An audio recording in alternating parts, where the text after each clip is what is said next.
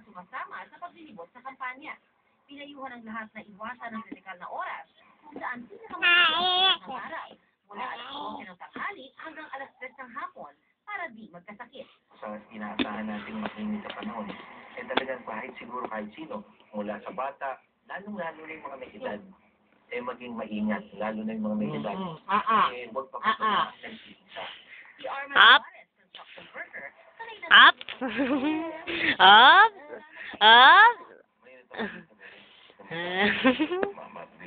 Ayon sa Pag-asa, asahan daw ng mga Manilenyo na mas magiging matindi ang init na mararamdaman, lalo pa napapalibutan tayo ng mga konkretong daan. Bevin. Kulangan ng puno at halaman, Jervin. ay nag-epekta rin kung tawagin. Ang mga area kung saan mas malapit sa dagat Higa mo.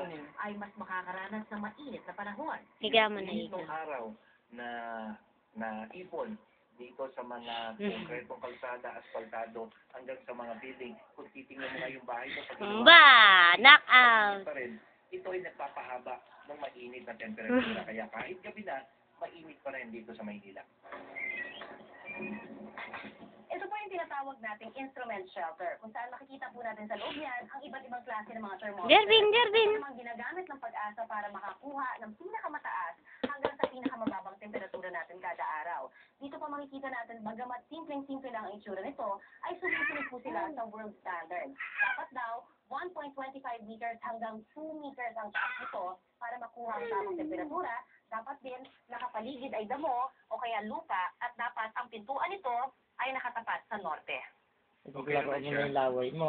Nakakadetect naman siya ng tama. Pangit ng itsura. Bago namin gamitin yan, Pangit ng itsura laang.